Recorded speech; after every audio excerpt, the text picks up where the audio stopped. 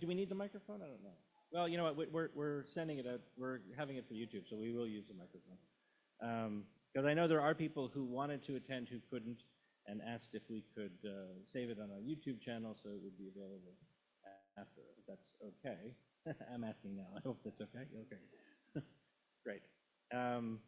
First, we want to welcome our guests, Karen Adams, Julia Strelka, and Mark Smith, who are here from Julia House, who will help us get a great understanding of not only the amazing proposed work that hopefully will be done soon, but also a sense of hospice in our community and what is available for both hospice care and palliative care and some of the differences between the two. I wanted to begin with a kind of thinking about what does Judaism have to say about these kinds of issues, both in terms of palliative care or hospice. So the Talmud has several long conversations around how you deal with illness. Basically, Judaism dances on the edge of a knife because it dances between two extremes. The one extreme is preserve life at all costs and recognize that you are also not allowed to prevent the natural course of death, which sometimes can seem in conflict, right? And so the Talmud goes into a whole long conversation about how do you, kind of manage that, and at what point do you go one way or the other? And basically, this is a whole course that we could spend a lot of time on, but essentially, the Talmud gives a couple examples. And one of the examples is a rabbi is dying, his disciples are surrounding him and chanting prayers. And his wife notices that he is in great distress and that the only reason he's continuing is that he doesn't want to disappoint the students. And so, in order to give him a sense of release, she takes an earthenware jar, goes behind the students and smashes it on the ground. When they hear this, the students, all in shock, turn around and stop chanting. And they turn around to find out what was happening, and in that moment, that allows this rabbi to die. That's the first one. The second example they give is a story that says, that you're not permitted to keep salt on the tongue if it's keeping somebody alive. And there's lots of conversation about what that means. The Talmud's pretty sure it's not literal, but what they've come to is to say you're not allowed to continue a treatment if that treatment is preventing the natural course of death to happen. You certainly are permitted any treatment that will hope for meaningful recovery, but if meaningful recovery is not possible, then you're not allowed to keep that treatment going, which has enormous implications for us in terms of how do you deal with respirators and how do you deal with a whole bunch of different complicated pieces. The other part is Judaism sees people in different states, right? We are in a state of health. We're in the state of sickness or illness, perhaps. And then we work our way towards health again. But Judaism also has a third part, which is a goses. And a goses is somebody who is in the process of dying. And when somebody is deemed to be in that state, the tradition talks about making sure that they're comfortable, making sure that they're not in pain, making sure that we essentially treat what is presenting in terms of what the symptoms might be or ways we can make them comfortable, but also not intervening in ways that would prevent the natural course of death to happen. And I think over the years, certainly as life and death and things like this have become professionalized, where we have, in the old days, when somebody died at home, the family would gather together. If it was a woman who died, the women in the community would gather together and would wash and prepare the body for burial. Same thing for men. Today, essentially, actually here in Erie, we have just that. We have a group of volunteers who are the Chevra Kedusha, and there's a group of women who take care of women, men who take care of men, and they wash and dress the body for burial. Most other cities actually have a professional group that takes care of this. In most Jewish communities, it's a more or less volunteer, but it's more professionalized, and certainly the whole funeral experience is more professionalized than it was, in past. And I think that has created a bit of a distance between us and the natural process of life, and that in that experience we have struggled with when to say we're not helping by continuing, certain treatments and following the Talmud's advice and saying at a certain point, you have to let the natural course of events take place. So as we've come together, the Talmud, there are many prayers in Jewish life, yes? There's a blessing for pretty much anything. The blessing that comes to mind in today is one that we usually say when we're celebrating something, which is Shehechianu. And I want to just go through it with you for a minute. Because it says, Baruch atah Adonai, blessed are you, Adonai, Eloheinu melech olam, ruler of the universe, Shehechianu, who gives us life, V'kiyamanu, who sustains us in that life, V'higianu lazman hazeh, and who has brought us to this moment. And that can be lots of different things. And for many, if we are blessed with a long life, then we have those blessings of having been given life and having sustained us through it, and then been able to see the end of our days. And so we are thankful for all of that, and we are thankful for an opportunity to be together and to think about what is sometimes difficult stuff. And we thank you all for joining us. Please, Julia. Karen, I don't know who's going first, but okay. Thank you, everyone, for inviting us and for hosting us today. We know that there's some experience in this, people who are gathered here today with hospice, but some may not have the experience. So really what we are trying to do is not only build this facility, but we really are trying initially to inform and educate about what palliative care is and about what hospice care really is, because there's a lot of disinformation and misinformation out there. So in fact, Erie County, Pennsylvania has the lowest hospice utilization rate in the state and one of the lowest in the country. So if we can get more people in the community to understand what hospice really is, not only can we build this and have it probably need to be expanded soon, but also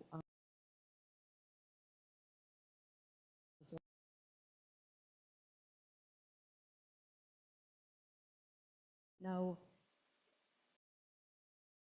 don't be shy, but is there someone here who does not understand really what hospice is? Okay, so you are going to get a quiz eventually, and we'll see how.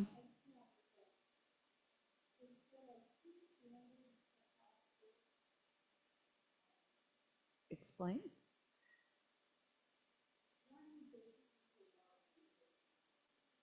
We'll get into that in a few minutes. And what was, do you want to give me the second part of that, or you want to wait?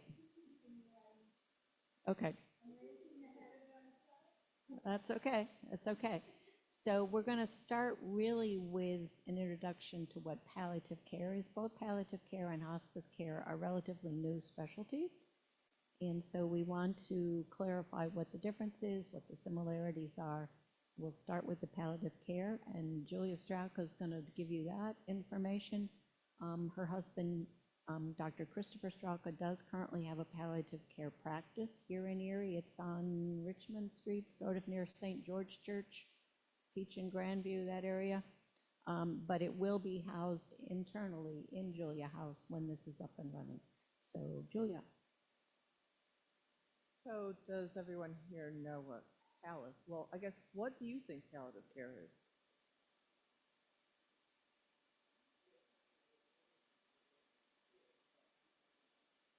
Okay.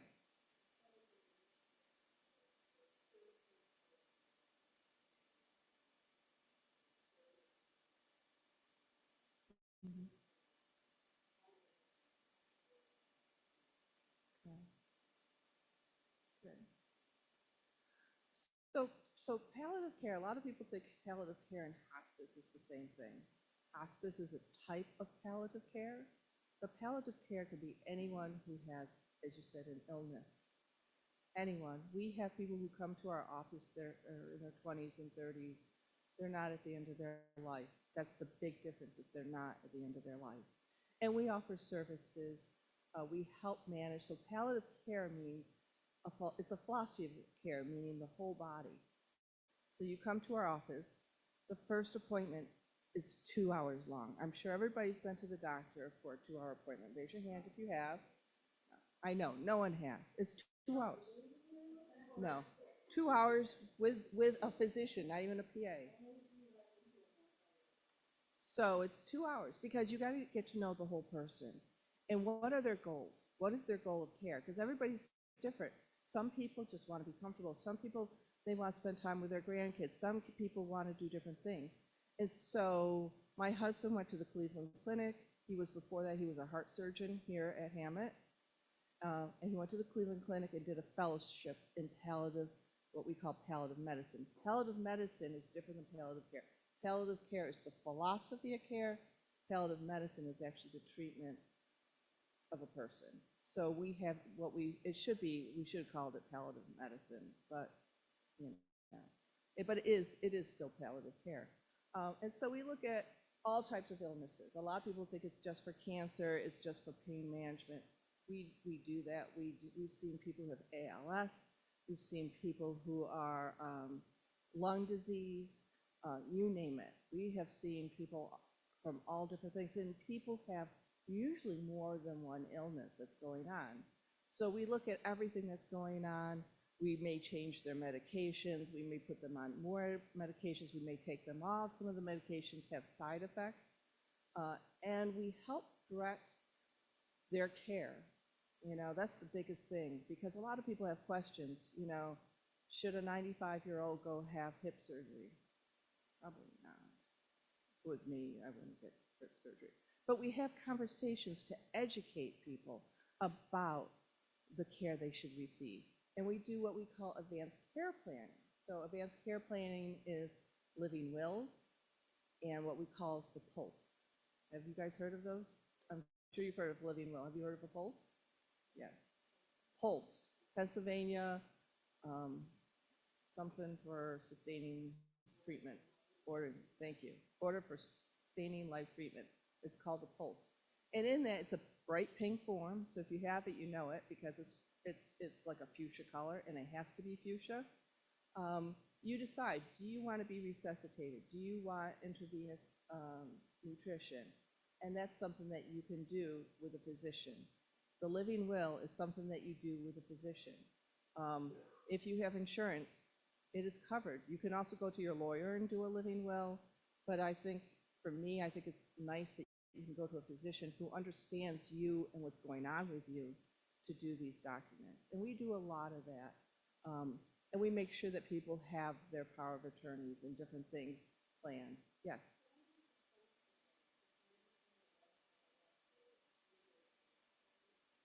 The post is any time. As soon as you fill it out, it goes into effect. A living will only goes into effect if the person can't make decisions on their own.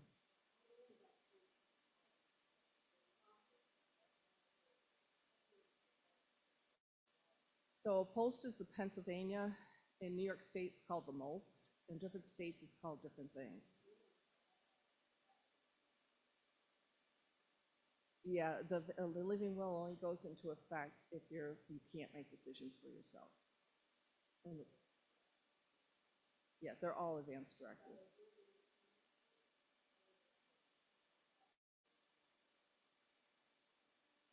Mm-hmm.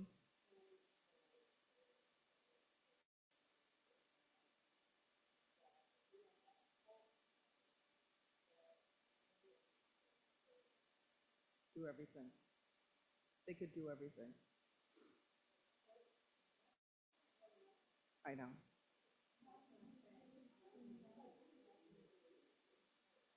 Yeah. So the living will is I say, good, but the pulse is, as I said, goes into effect immediately. I should. Well, I always tell people put it on your refrigerator. So if someone comes in to resuscitate you, paramedics should know to look for. It's almost this color. It's like a bright pink fuchsia color. And they should know to look for it. Yes, yep. It's a good thing to do. If they come into your house. Yeah. Yeah.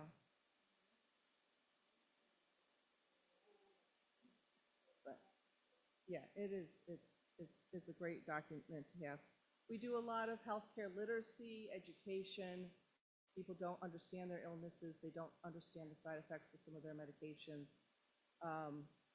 And it's a shared decision. Palliative medicine is shared decision. So we talk to the patient, what are your wishes? It's not, oh, you need to go have surgery. It's, let's have a conversation. This is the side effects. This could happen or this could happen. And then you can make an informed decision. So that's palliative care or palliative medicine. So that's what we offer. So Mark? Any questions before we go? So palliative, as I said, palliative medicine is anything, hospice is a type of palliative medicine.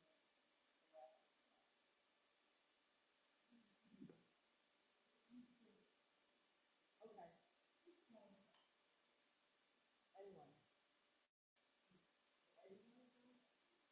You have a chronic illness, you qualify. Yep. Chronic illness. So, all of it, diabetes, kidney failure, you name it. Cancer, lung disease, dementia, Alzheimer's, any kind.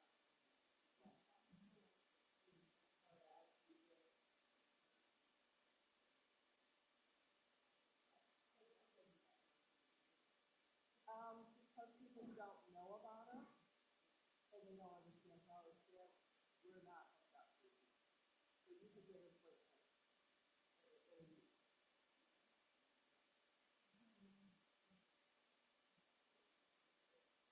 The insurance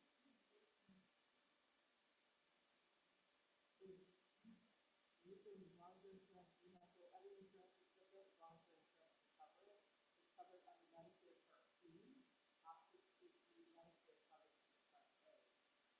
So some people have deductibles, some people have to consider $500 per, some people come in for $30 a time, some people, their insurance covers the whole thing, all.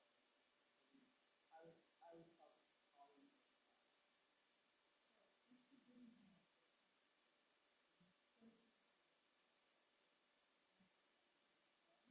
No, you come to our office, we're a palliative medicine office. You come to our office, so we would have a 2 hour, the first one would be 2 hours, discussion with you about what's going on with you.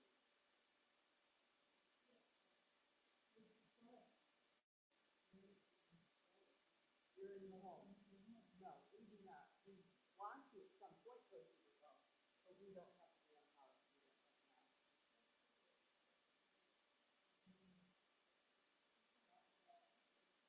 Yeah.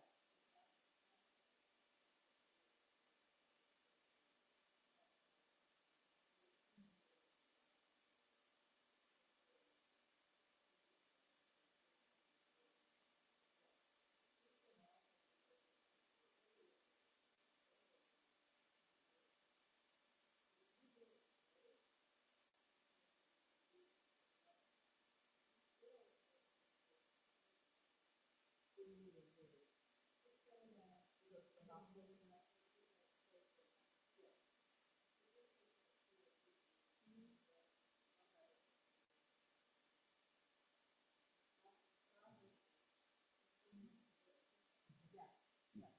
We can work with our patients still, unless we can actually work with them too, also, if they're one of our patients. So if they go in the hospice, in their home, we can work with them.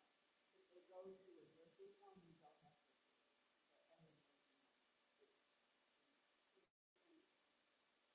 Well, it's not even that, we've never applied for it, because we do this and we do fundraise that, so we have toughest time, yeah.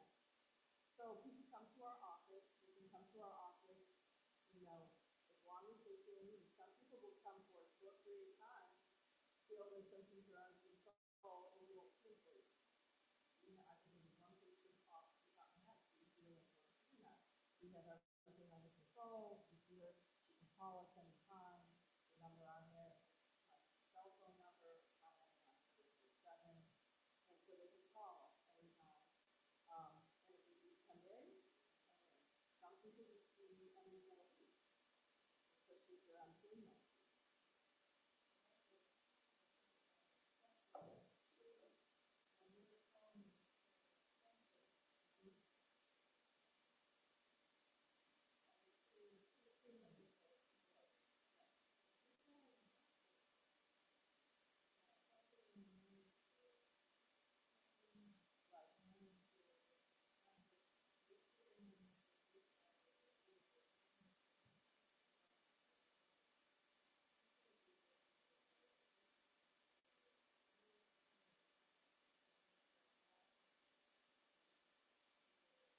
Wishes.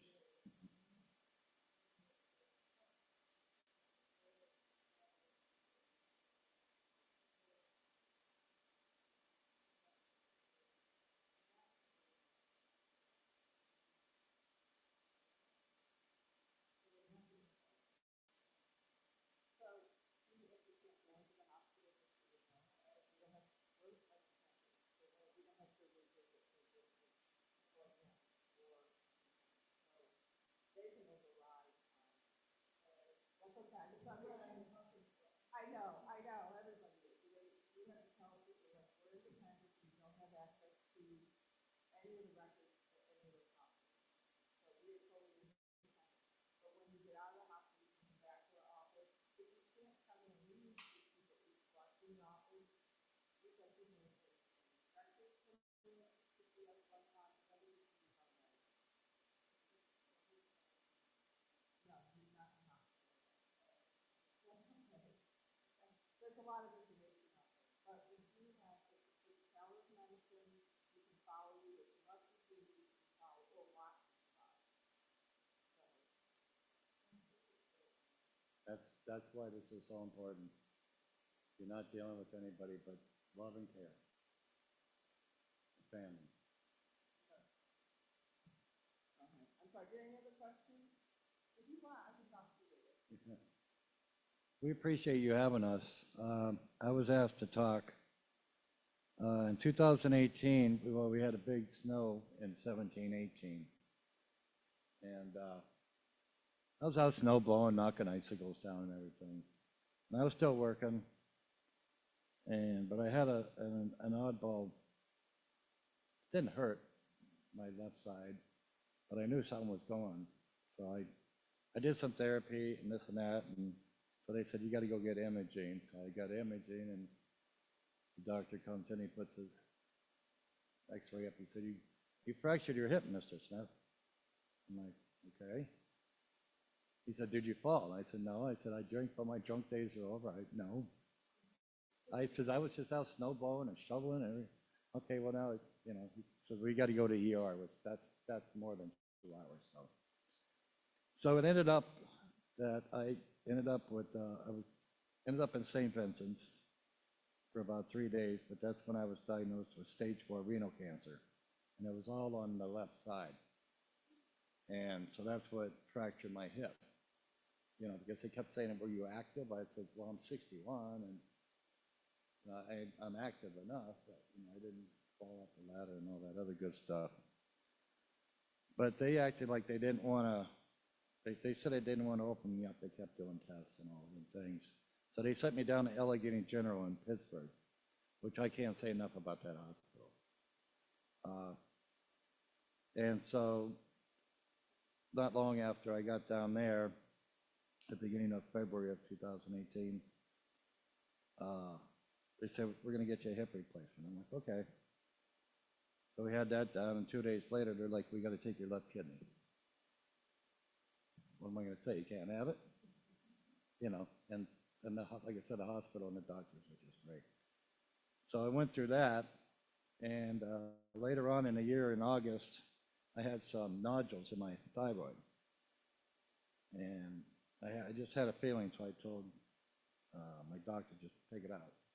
You know, it's just another pill a day. And sure enough, it would have been cancerous.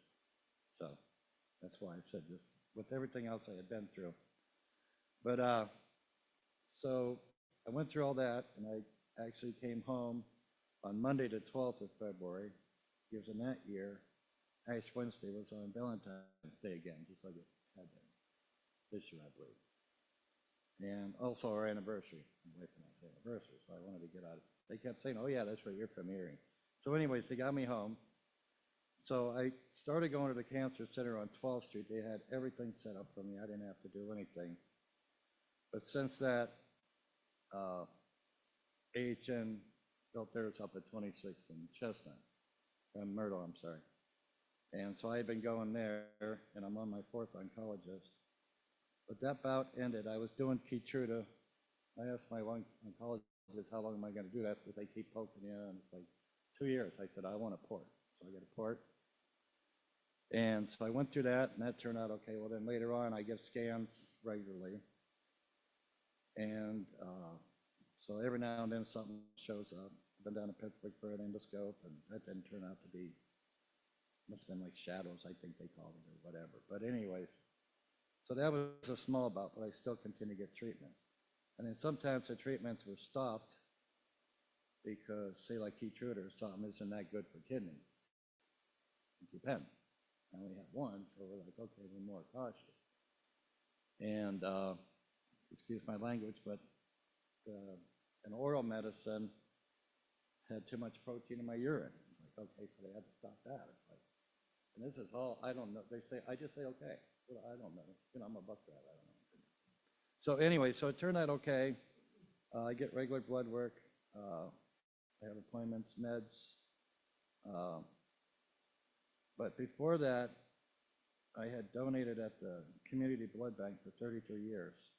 I started off with the whole blood, and then I went to pheresis, which platelets plasma, which helps leukemia patients. Well, I had to quit that.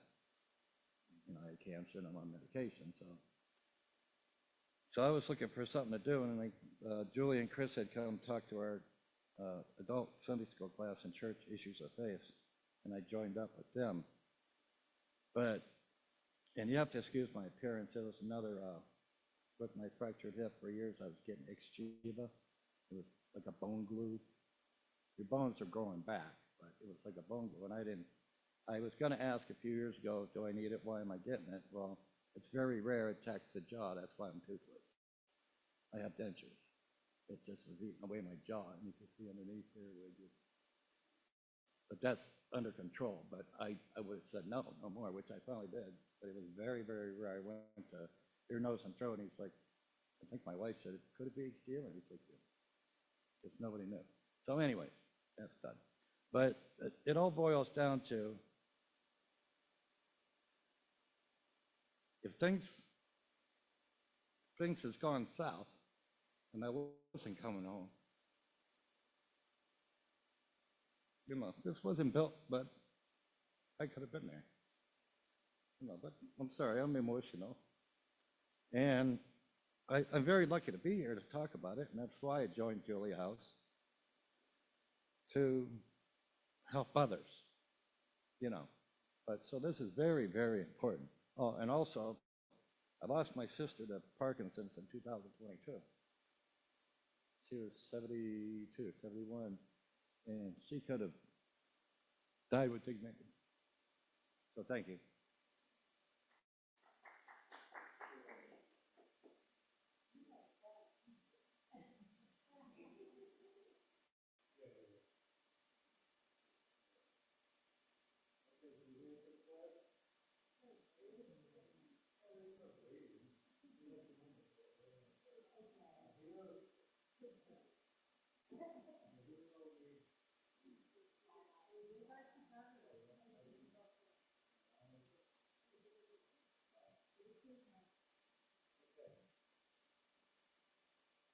But I think you already asked us how many knows of any knowledge or experience with hospice.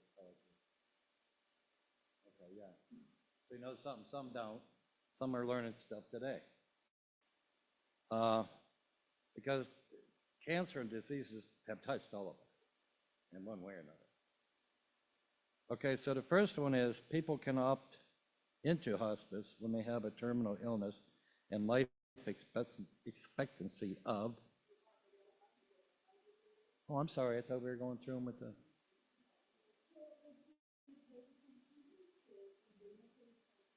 Oh, thank you. Thank you.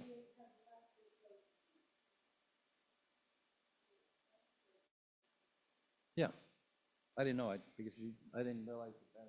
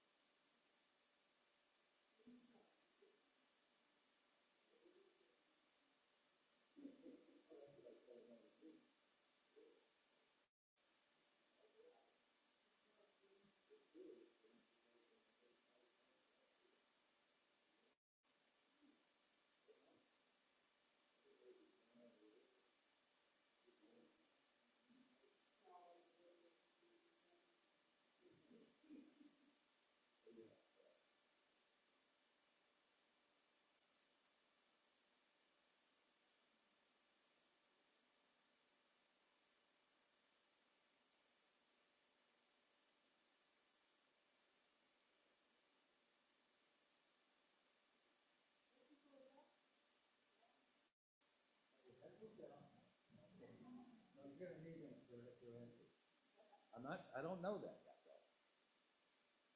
though. Okay, so people can opt into hospice when they have a terminal illness and a life expectancy of, which one?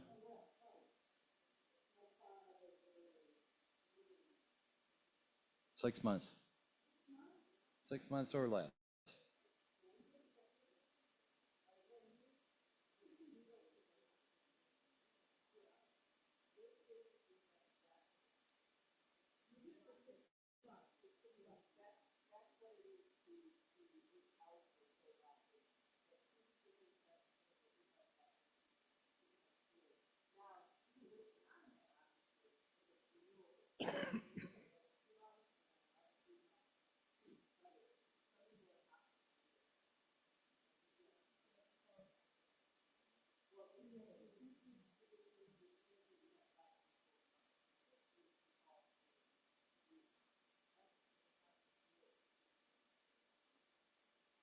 Probably not. Either they didn't know.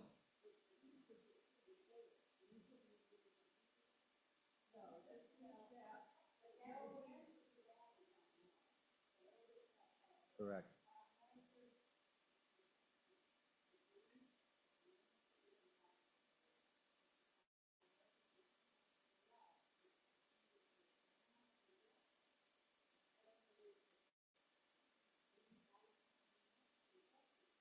Sure.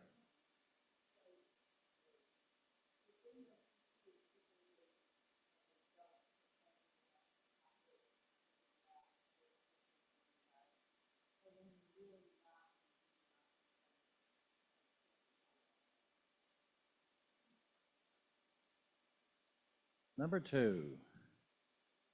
Oh, that's what I should have. Which of the following diseases can qualify someone for hospice care?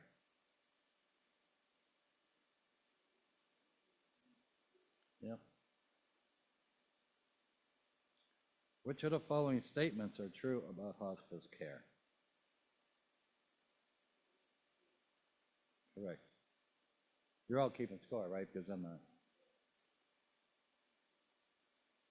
What percentage of people over the age of 65 in the US do not have an adult care or adult child to care for them when they become ill or debilitated?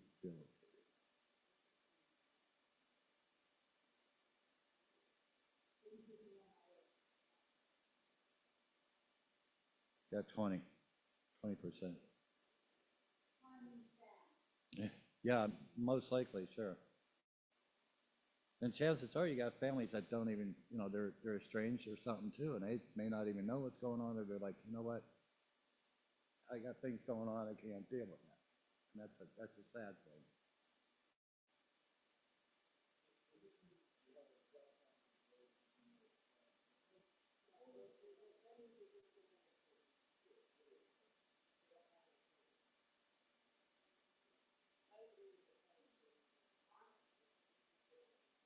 Yeah, and there's many people that are gonna die alone, but it's a shame.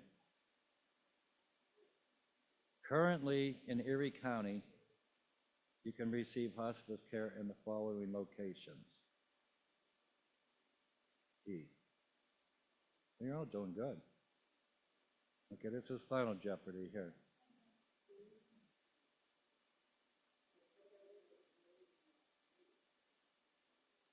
Right. Yeah, Erie County, too. Keyword.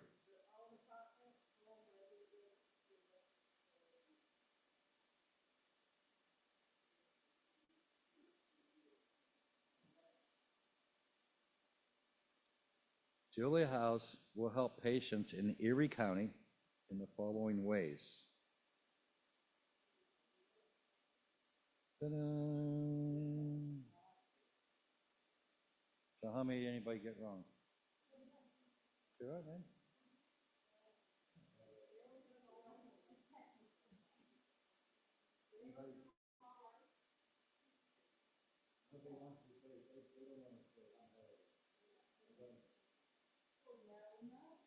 But it sounds like there was some of you got many right, correct? So I'm going to start based on the quiz, and I'm going to come back to the questions, the general questions, but is there something specific that you didn't understand on the quiz that's the correct answer? And we'll go from there. Okay, so again, to be in hospice care, you have physicians inform you that there's nothing more they can do for whatever your specific disease or condition is, to improve it, to cure it, okay? And they have guessed, it's a guesstimate, that you have 6 months or less to live based on the normal progression of that disease or condition. Again, everybody and every body is different, which I'm going to then segue into the fact that if you don't come into hospice care until 1 or 2 days remaining, that's where it's really difficult to get the pain under control, because again, every body is different. And so we can say, well, you're going to get 250 milligrams of this and it's going to help you, but it's going to take some time to figure out whether the 250 milligrams, for instance, is the correct dosage, okay? So people wait quite often until the last minute because they think when they hear the word hospice that you're going to die tomorrow or 2 days later. Well, if you wait too long, that's quite possible. But in the meantime, the patient has been in extreme pain, whether it's physical, mental, spiritual, emotional, and we're here to help with all of that. So the hospice philosophy of care, which is something, again, relatively new. The first hospice facility in the world was built in '67 outside of London, England, by the woman who created the hospice whole program and philosophy of care. It came to the United States in '74 or '5 in a small town in Connecticut. My mother died in January of '85 in rural upstate New York. We had 2 hospice nurses come into the home, even there. And we had the same nurses come for my father 5 years later. Every state hospice has is regulated by the state. to some extent in terms of how many hospice facilities you can have, how many hospice organizations you can have serving in a county. In Cleveland, there's several hospice houses. In Pittsburgh, there are. In your larger cities, there are. There's a hospice facility in Crawford County. There's a hospice facility in Warren County. And there's a new hospice facility in Chautauqua County. We are the largest metropolitan area in the tri-state region. We don't have this. And in one calendar week in December, Julia had a call from Warren, Crawford, and Chautauqua counties all needing a bed. We can't help our own people, much less the people, our neighbors, okay? So back to the whole hospice philosophy of care. It is a team approach. So we try to cover all the bases, all the needs that not only the patient has, but their caregivers as well. So you have the medical director who's a doctor, but the doctor's not involved on a day-to-day basis. You have the case manager who's a registered nurse. That registered nurse may visit once a week, twice a week. As the disease progresses, it may even be 3 times a week. You have home health aides that come in and assist with 24/7 care, personal care, that type of thing. You have a social worker who makes a lot of helps you make the decisions about where you want to go. If you need respite care, they can place you for respite care, that sort of thing. You have chaplains, and we are trained to be non-denominational, interfaith, so we can go in and deal with the spiritual needs of the patient and the family, and even some of the caregivers or some of the staff. We also have a bereavement coordinator who will be in touch providing bereavement services and bereavement support, sometimes even prior to the death, because there's such a thing as, what's the word I'm looking for? Bereavement before, when people are, it's not the word I'm trying to come up with, but thank you. And so they can come in before the death, but then they will also follow with the loved ones for 13 months following the death. And then you also have volunteers who are possible to come in and help clean, cook meals, shop, that sort of thing. Just to give, if the patient is in the home, to give the caregiver just a chance to get out and do their own medical appointments or take a walk or whatever they need. So a lot of families try to provide home health care for 24/7 care for their loved one. It is extremely difficult to do that, especially when someone is in a stage of the end of life. And so that's another reason something like this, it will be a home-like setting. It will be ideal for those who cannot any longer do that. Because quite often, let's face it, most of the people who are at end of life are our age, we're in our senior years. And so it may be a senior spouse or a senior sibling who's trying to provide that care. It's hard enough for a child or a grandchild, but if it's a senior partner of some sort that's trying to do that, and they're also, it's just extremely difficult. And as much as the family wants to do it, and we understand why, a home-like setting like that will be what may be the most beneficial for everybody involved. So again, it's a team-like approach. We come in and we try to cover all the bases. You don't have to have the whole team. The only ones you have to have are the medical director, the doctor, and the RN case manager. Everything else you can opt to not utilize, or you can say, well, I'm not going to do that now, but maybe a few weeks down the road you'll decide you want some of these other services, and then we'll start coming in with the other services. Okay? Questions on that?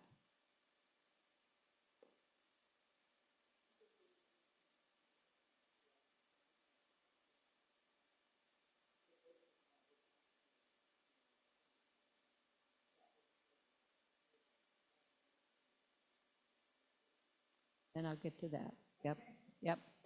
So whether you're in your own home, whether you're in a skilled nursing community, whether you're even in the hospital, your 24/7 personal care is handled under your Medicare or your insurance. If you're in the home, then you have to pay for it yourself, that part of it. There is a hospice benefit on your Medicare. There is a hospice benefit on most personal insurances now, public insurances. And so what that will pay for is your medications. It will pay for the services of the hospice team, and it will pay for any equipment you might need, oxygen, hospital bed, walkers, you name it. Any of the equipment you might need, it will cover those expenses.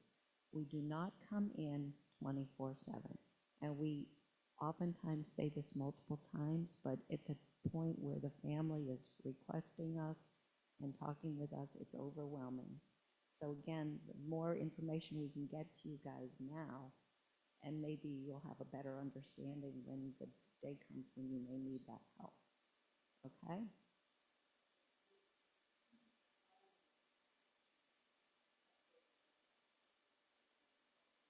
Mm-hmm.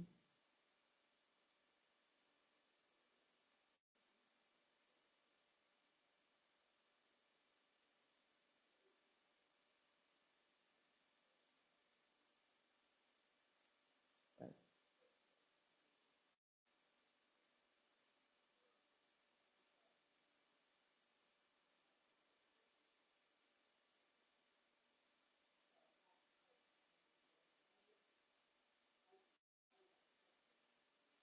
Go ahead.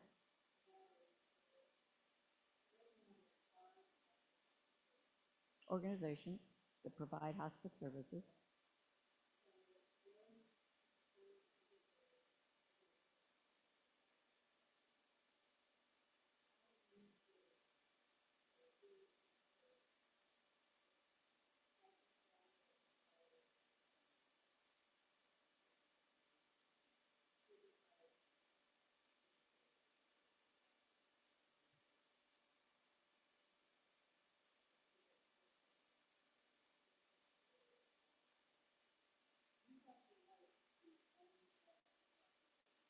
Right.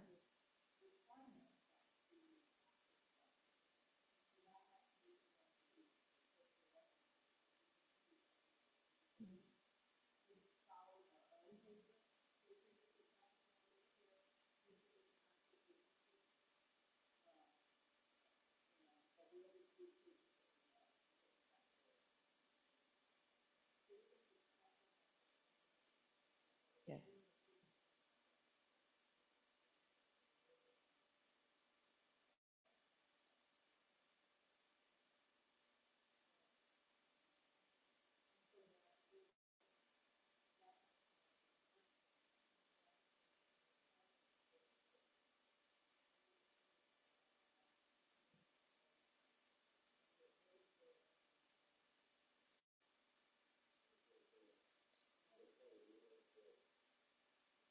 It's general inpatient care is what you're getting, but you're also getting it with a hospice focus, which if you're in, for instance, one of the senior care facilities here in the community, that staff is not trained in hospice care.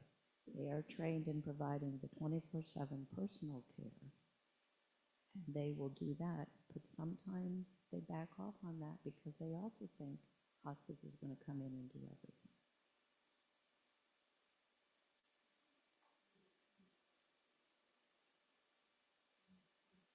There is a hospice benefit. Everyone has a hospice benefit on their Medicare coverage.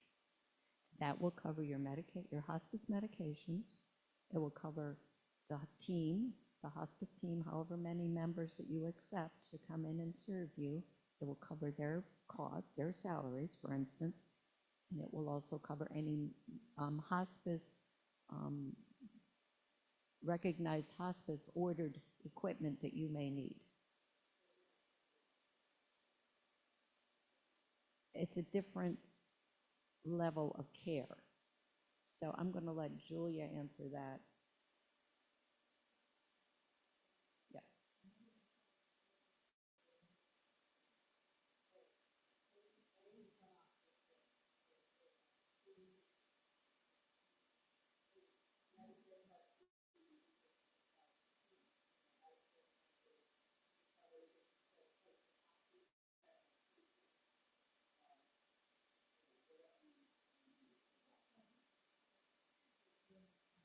the 24/7 personal care. It depends on the condition of the patient and the needs. So the nurse may be in there once a week, at least once a week, might be in there more often. And any of the other team members, if it's determined that we need more eyes in the facility, in the home, quite often, then more team members will come in more often.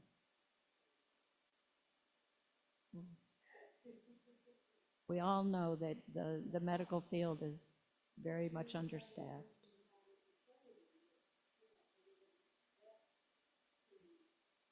Mhm.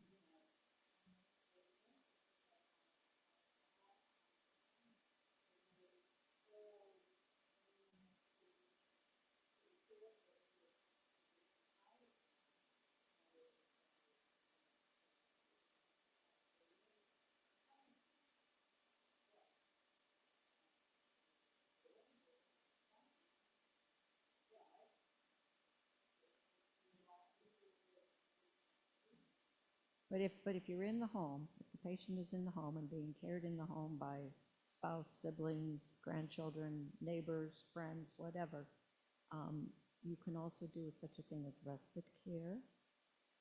And that will be covered under Medicare, up to 5 days of respite care, and that's where the social worker would come in and try to find a place to place you for respite care. But again, it's for 5 days. And, the family just needs a break, or they've got an out-of-town wedding, or whatever, okay? What else did we want to say about the difference?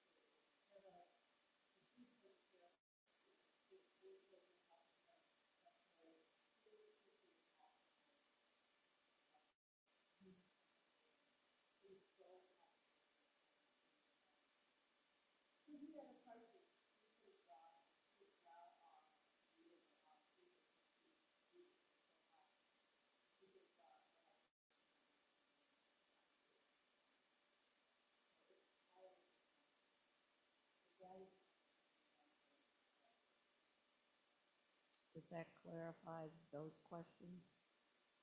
Okay.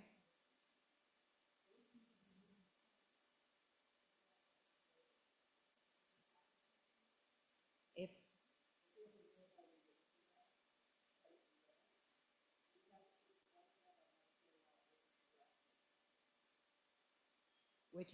which could be an Erie County resident, or it could be a surrounding county.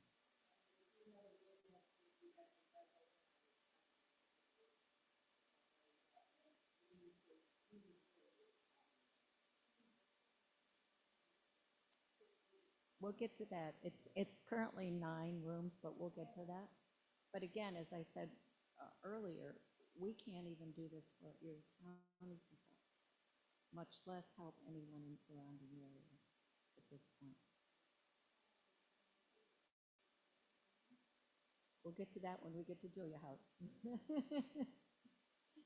So what else do I want to say about hospice? To me, it is the most loving and compassionate care that we can give at the end of life. We're all going to come to an end of life. And unfortunately, in our country, in our culture right now, a lot of people just avoid that talk at all. And it has to do both with end-of-life issues, but it also has to do with making other decisions, such as having a regular will, not just a living will, but a regular will, making funeral plans, for instance. You know, all of these things that would be very beneficial if we have children. It really makes, at the point of death, even when you know it's coming, and you may even have been praying for the person to pass because of their condition, when it happens, it's, you, it's something you can't anticipate how difficult it is. And anyone who's been through that knows that. So the more pre-planning we can do is something that I strongly advocate for, which is outside of necessarily hospice. But it's also part of the fact that if people would truly understand what hospice is, then they would be more inclined to participate and to believe in it. So again, we're not assisted suicide. We're not euthanasia. Both the Torah approves, I understand. Most Christian churches approve of it. I've had a Muslim patient, so I'm assuming that Islam approves of hospice care. Again, it's the most loving and compassionate care that we can give at the end of life. And if that's what you want for yourself, then I assume that's also what you would want for your loved ones. All right, yes.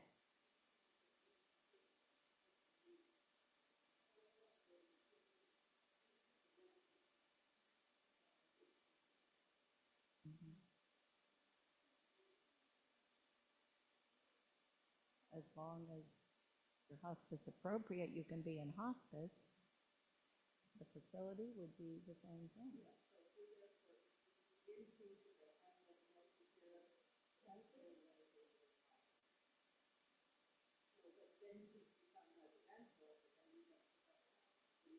The 24/7 would be out of pocket.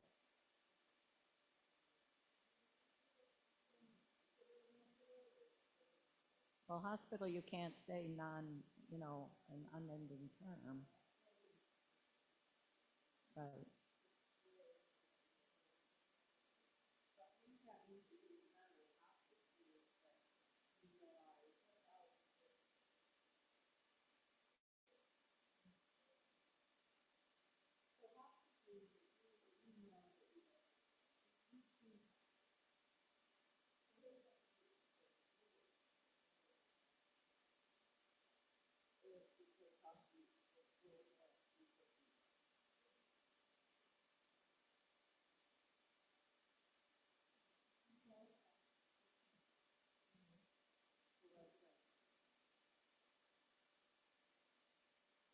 No, I think she's asking in general for hospice, right? Okay, all right, you are, okay.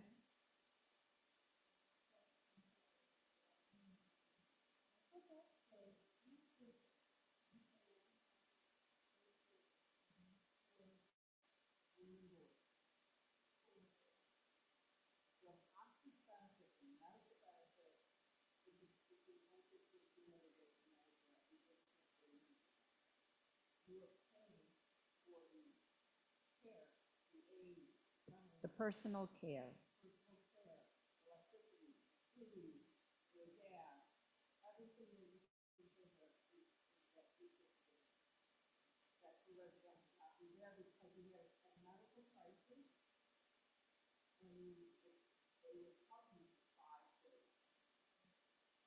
No.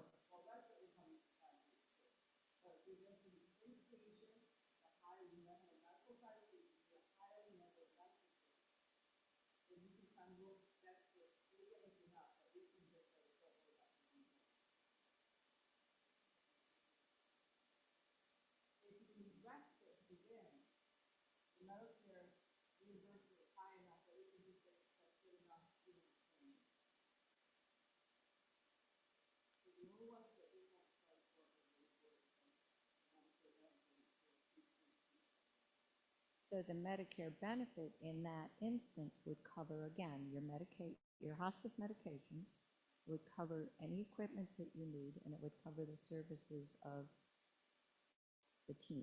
If you're not in there and you have the team coming into your home, wherever you're living, whether it's in your own home or whether it's in a senior facility or wherever, the cost of that team would also be covered under your hospice benefit.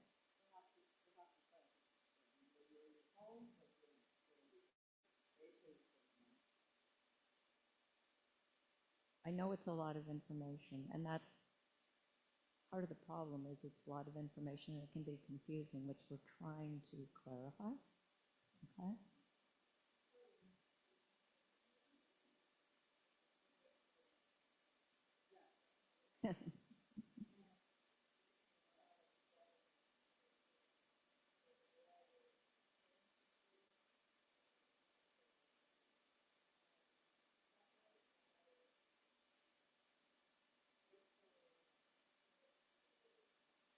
X. Mhm.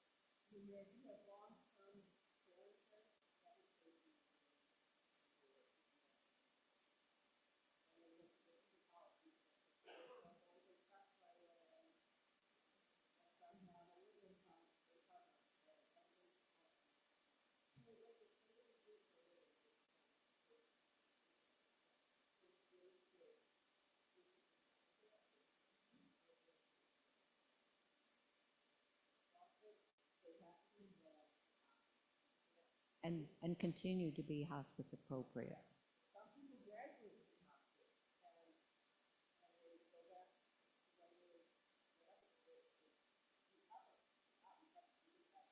They get better, but they can come back in the future as well.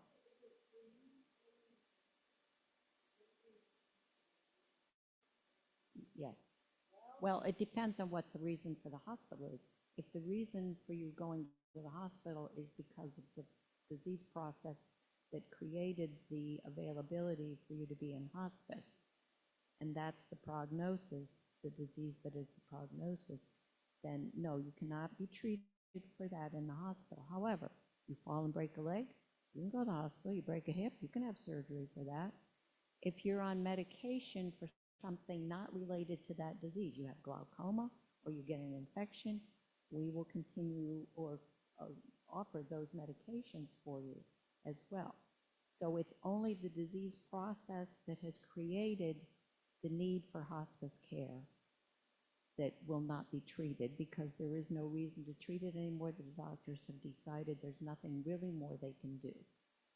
And quite often, as you well know, a lot of older people are on medications this long. The list is this long. When they come into hospice, quite often they'll start removing some of those because they're not appropriate anymore under the circumstances. And sometimes people really improve, at least initially, particularly mentally, but even physically, because of all the side effects and contraindications that, and the way these medications are interacting with each other. So you will see improvement.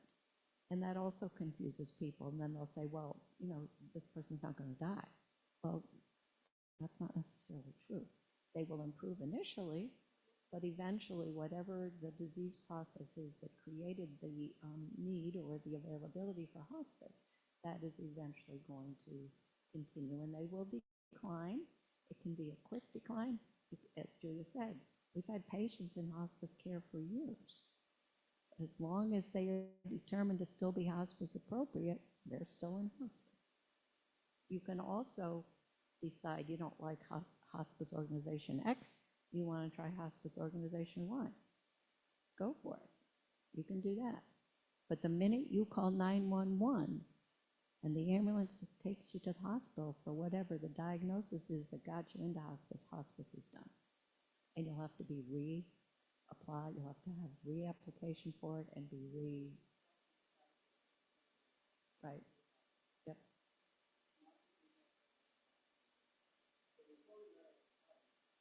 Yep.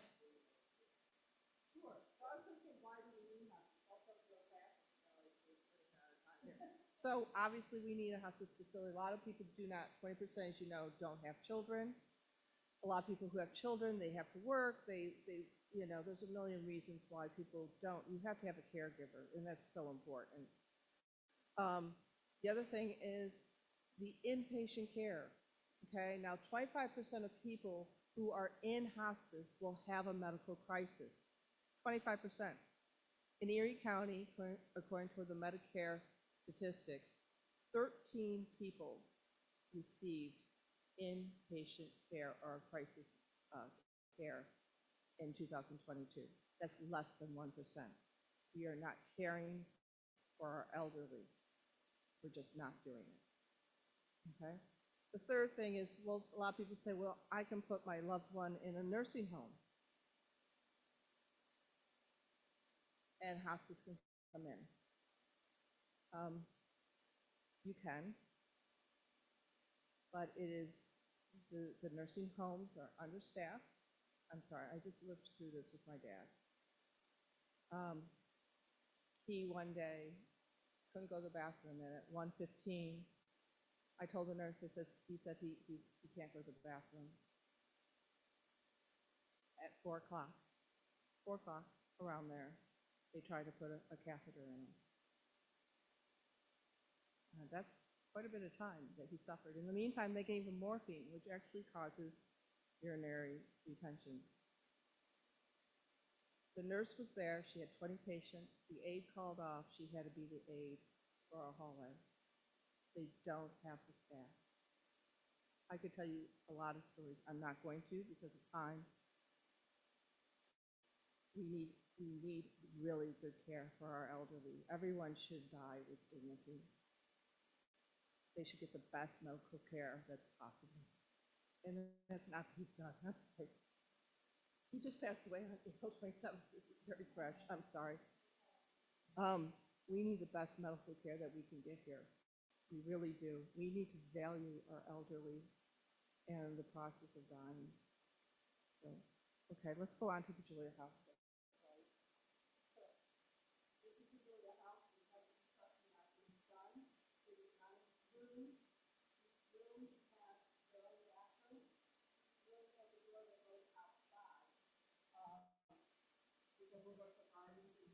On West Road in McCain, so right in front of Erie County.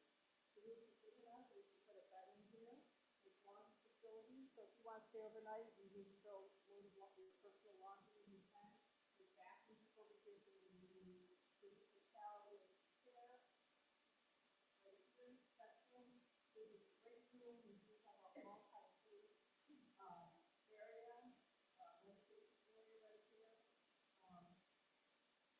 We have a lounge with film, food, and physically, my goal is get outside. A lot of times people can't get outside. They're immobile, you know. One of our volunteers, her father, very nice and finally to go to a hospice facility in Cleveland, and he said it was great because they lived on a tri-level, you can do stairs, you got to go outside. That is huge to people. I just very happy.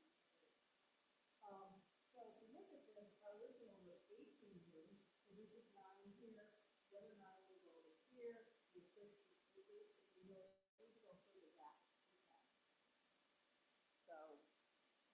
about the Joy House? Yes.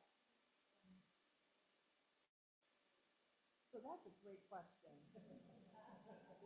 So, we started this project, and the whole project was gonna be about 4.2 million dollars. Which is prior to the grant. And then the grant occurred. And then there was shortages of supplies, um, that people couldn't get building supplies, and so the prices went up. I think it was a 38.2% in the last 4 years of new build, that's the rate of inflation for new builds in the last 38.2. So we've actually had to go back, cut the building down, take out some areas, but sort of later we want to put a family dining room in and a family kitchen. It's about family spending time together, quality time together. Yes, yes. Um, so we've cut it down, we've done everything, value engineering, the whole bit. Our estimates came in, the construction documents are done, the lowest estimate came in at 5.75. We think we can cut it down maybe another 200,000, but that's about it. We have raised about, we have, in our assets, if we own the land, we own the construction documents, we've got about 3.8, 3.9 million, and we have in cash about 3.5 million. So that's where we're at.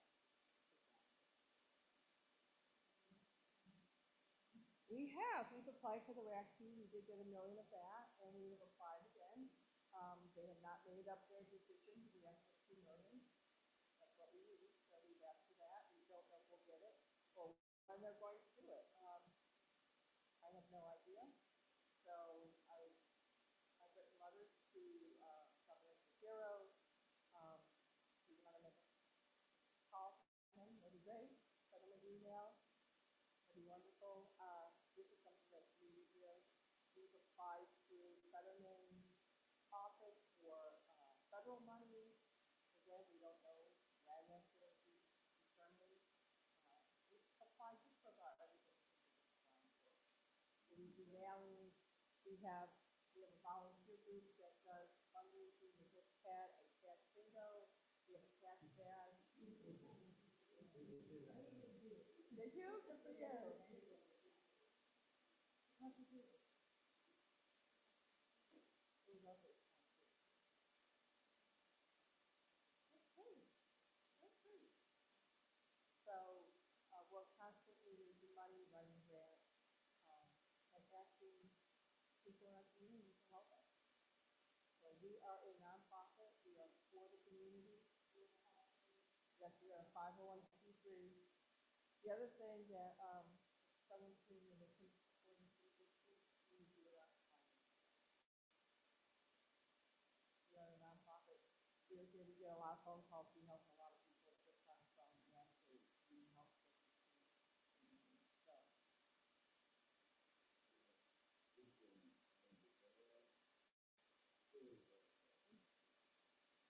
Bizarro and Walker. Yeah, they both do. Yeah, for the state money.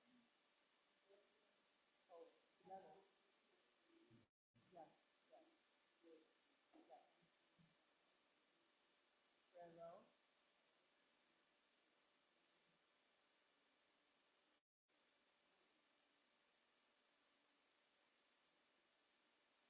Yes.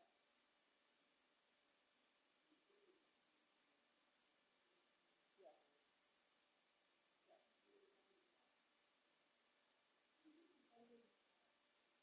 We want that house. Actually, we want that house.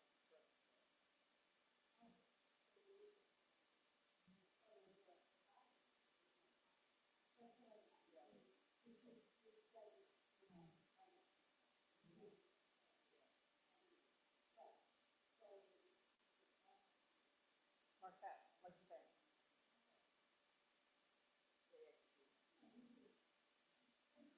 Yes.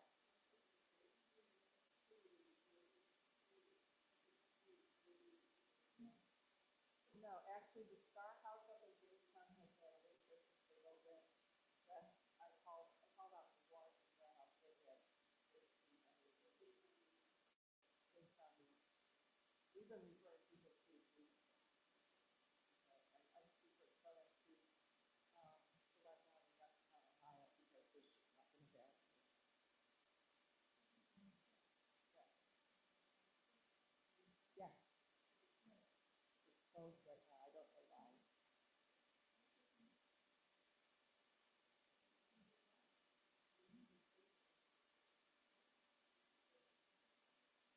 think they're just trying to be respectful, I guess. I don't know that for a fact. I don't know what's going on. I know they want to reopen, but I don't know what went on. I don't know. I don't know. Any other questions? Thank you for, thank you for.